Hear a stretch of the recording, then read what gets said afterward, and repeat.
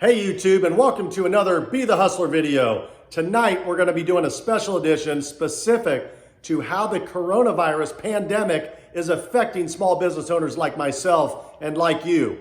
So I've done a lot of research and I've done Zoom calls, phone calls, spoken with my CPAs, spoken with my attorney, whatever I thought that I needed to do to basically home in and be one of the early birds for this application with the SBA, the Small Business Administration. Most of you probably already know that the SBA is offering a couple programs right now that are being most widely talked about. The EIDL, which is the Economic Injury Disaster Loan, and that's the one that if you apply for, if you've got all your stuff in order, you could probably knock out in 10 or 15 minutes online. A quick Google search will find it. And it's a simple application, but I'll tell you what kind of slowed me down. I had to email my CPA. You need a total for your sales and for your cost of goods from February 1st, 2019 through January 31st, 2020. So you need that rolling 12-month window of your sales and your cost of goods sold. You're going to obviously need a lot of other business information like your federal employment identification number, your FEIN number, and a lot of your other business stuff. But mostly that's what's gonna slow you down to kind of get you through the process. And towards the end of it, there's a checkbox where they basically say, yes, I would like to be considered for the $10,000 advance. And I've heard people say one of two things. Yes, it's a forgivable loan, and no, it's not. You're gonna have to pay it back. I think it probably would make sense it'd have to be a forgivable loan, because what's the excitement about just going to get a loan? I mean, most business owners can get a loan, so what's the big excitement about that? The other one, which I think, from what I've seen as of right now, this is April 8th, 2020, we're in the heat of the battle right here, going through all this craziness. What I've seen so far is that the SBA, I think it's a 7A, CARES, Coronavirus, what is it? Coronavirus Aid Relief Economic Security Act, something like that. Somebody can correct me if I said the wrong words of the CARES. And then PPP, Payroll Protection Program. A lot of people now are just referring to it as the PPP loan. That's the one that is got this forgiveness provision as long as you use the loan proceeds specifically for your payroll, your rent, and your utilities. And the idea behind it makes complete sense. The economy right now is virtually shut off. I mean, what, 90% of it's just off? So we're not generating sales. None of the businesses are really selling like they used to. The workers aren't working. So there's no tax revenue being generating. So the system is breaking down right now. So this is a way for the government to fuel and say, hey, hire your people back, get them back and going, and we won't make you pay us back as long as you use the money to pay your people, and as long as you use the money to pay your rent and your utilities. I believe those are the three. But the catch is, which I don't really like, the way I read it, you have until like June 30th, 2020 to spend your payroll and your rent and your utilities. The problem is we're all locked down right now for the most part. Most of the cities, a lot of the states are locked down. We can't even really open. So what good does it do if I gotta be closed, say, potentially through May or part of June, and then I gotta what, just quickly hire everybody and try to blow as much payroll as I can on that? That doesn't make sense to me. But I'm hoping, this has been a very fluid thing, this coronavirus deal, and the government's been very proactive. Whether you like Trump or not, he's been very proactive with trying to help everybody with, trying to fix this economic problem, obviously, and trying to get us all money. Whether you're an individual and you're working for a company, he's going to try to give some relief with everybody getting some form of money, as long as you're an American citizen and a taxpayer, et cetera. I think you get at least $1,200, and that might have changed. And then more if you're married and you have kids and things like that. But for the business owners, he's really moving fast right now to try to get money into our hands so we can rehire our people and pay them. And that, even if you have to keep your people at home, it's not such a bad thing, because you build even more loyalty as a business owner. And maybe you can have them do remote work while they're at home. Maybe they can do community outreach. Maybe they can, help out with some of your accounting. Maybe they can start organizing things for you. Maybe you can create new processes, utilize your amazing staff. If they're going to be working remotely, you may as well. So when I went through this application online, today was the first day that I was able to actually complete 2 applications for the CARES PPP. And the reason was because when I first found out about it, it was announced on a Sunday night, I think about 2.5 weeks ago. And when I found out about it, I immediately got to my computer. You know me, I don't waste any time. I just make it happen. I went straight to the computer and I emailed 3 bankers, 3 of the bankers that I use, 3 different banks, and said, I went in on this. What do I got to do? And Monday morning, they're like, well, we don't have the info yet. We don't know what to do yet. And some of them weren't even SBA lenders. So they're like, well, we're not an SBA lender. We got to get you with one. And then come to find out, the government's allowing any bank to process these CARES PPP 7A SBA loans because they need the infrastructure. They don't have the manpower to do it, so they need to utilize the bank's manpower. And I would pray that those banks will get some kind of a kickback for doing all the work to help everybody out. But anyway, that's another topic. So anyway, I send the emails to these bankers. They come back, and every day it's just like, hey, we're waiting. Okay, we got some news from our founder, our president. Okay, we'll have something in a day or two. So even after like a full week, I still had a pretty solid level of confusion. And so I decided to just apply for all the businesses with the EIDL. And I just felt I got to get something in motion. I want to be in the queue. I don't want to miss out. I haven't heard from them yet. I heard it takes a couple weeks. Somebody said 10 days. Somebody had originally told me it only takes 3 to 5 days, but that didn't happen. It probably takes a couple weeks before you hear back. But the thing we got to be careful about, right? So I'm in this with y'all. If you own a business, I'm learning this together. So if you know the answers to this, feel free to comment.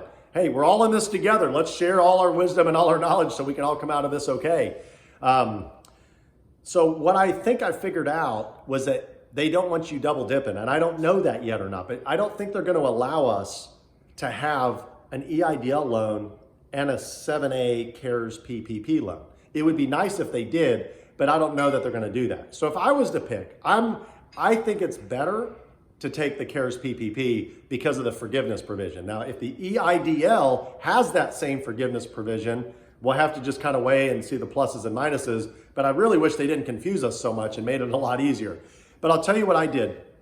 So I've learned that it's easier to utilize the bank that you're running, that you have deposits with, right? You have your company checking account with. Maybe you have a credit card that or a loan already established with that bank. So you've got a good relationship with that bank. It's best to use the bank that your business is already banking with. That's what I've seen. And so with one of my particular, 2 of my particular businesses, we use Bank of America. And I know some of my friends were frowning immensely. They're like, oh my gosh, you have to have already had checking accounts with them. If you don't have some form of loans through them, whether it's a credit or credit cards or whatever, they won't even lend to you. Then I believe they took the lending part out, like, okay, you don't have to have a loan with us, but you have to have an account with us prior to like February 15th, 2020, and then they won't even deal with you. So Bank of America is a little different, but probably because they're so large and they only have so much staff that they can even process these things. But they had an online application that I got. My banker had sent a link to us, and it was just like the EIDL online process, almost the same. It needed more though, because what it needed was we had to run our payroll for 12 months. I think it was all of 2019. And then they have changed their minds in the last couple of days about what they're including or backing out, like, is Social Security taxes, or is this tax allowable to be figured in or not, or whatnot. And so ask your CPA, they should be able to help you figure that out. But get your 12 months of payroll, and they take the average of that. So let's say your payroll averaged out at $20,000 a month. So they asked us to enter that. And then they wanted to know what your full-time employees were. So that's another field. Have your CPA help you with that. Before that though, let's go back. You take that average monthly payroll, you multiply it by 2.5, and that's your number. That should be the number that they're going to loan you and allow you to borrow with the forgiveness provision. So if your payroll was say $20,000 a month, 2.5 times that's about $50,000. That's $50,000 a month. So they're going to loan you $50,000. And so my understanding is one of 2 things so far. Things have changed tomorrow. Is the day you sign the loan docs, they immediately put the money in your account. Because what was cool about us being with Bank of America as part of that online process, I signed into my online banking, and in the drop-down box, it was showing my checking account number. So I was able to select this one. And I'm like, okay, that's amazing. I can obviously have the money immediately sent there. And I think that's how they're going to do it. I think once you sign the loan docs, they're probably just going to just immediately deposit the money into your account, and there it is. And so this is where the work gets in. You know, there's always a catch, and it's not like a bad catch. I mean, come on, if they're going to give you $50,000 for your business and give you a forgiveness provision that you don't have to pay it back, it's basically a grant. So they're going to need some proof. I respect that as a business owner. I wouldn't want to just be loaning out all this money and not knowing if they're using it for the right reasons. So you're going to have to prove to them that you've used this for payroll. So like we use ADP for 3 of our businesses. So we're just going to run the reports, and I think they're going to let you upload them electronically as files, and you just attach them and send it over to them. They're going to let you, you're going to be able to use it towards rent and utilities, but only 25% can be used towards rent and utilities. So that's something you got to take into account potentially. So as long as your rent and utilities don't overshadow your payroll too much, you should be good. So this is going to be beautiful because we're going to be able to hire our people back, especially the ones that we really don't want to lose. We're going to be able to start paying them immediately, putting them on payroll. They're going to be happy because if they're on unemployment already, if you let them go, they're not getting that much compared to what they were making. So this is really going to help them out. And it's going to build a lot of loyalty. I mean, I have a huge loyalty towards my people, and I want them to, you know, especially the good ones, I would love for some of them to come back. Of course, I don't know if they will. That's up to them. At this point, again, everything's fluid. We don't know what's going to happen. I don't know if they're coming back. We can't even know, but we don't even know by the end of this month if they're going to let us open for business again. And might not even be a good idea if they do. Maybe wait it out a couple more weeks just to be safe. So between the EIDL and the CARES PPP, I'm choosing the CARES PPP to go forward with. But I'm also going to wait to see what the EIDL entails and what that has to do. So I'd like to see everybody's comments on what they're doing. If there's anything I'm missing out on, let's all please share the knowledge. Feel free to post a link. Feel free to send me a message on Messenger, a direct message. This is something we've all got to get through together.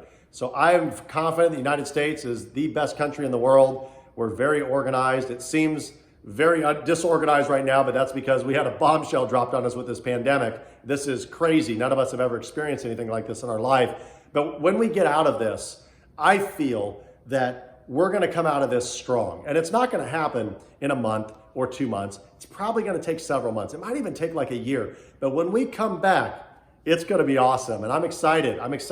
And it's going to be so much more gratifying, so much more fulfilling when we go through this tough time and we get through it all together and we come out of it and business comes back. We're going to appreciate our business so much more. Not that we didn't, but it's so much more appreciation for the business, for the employees. I'll bet, I'm just guessing, that our employees are even going to appreciate us more. So again, feel free to comment. Thanks everybody for watching. Be the hustler.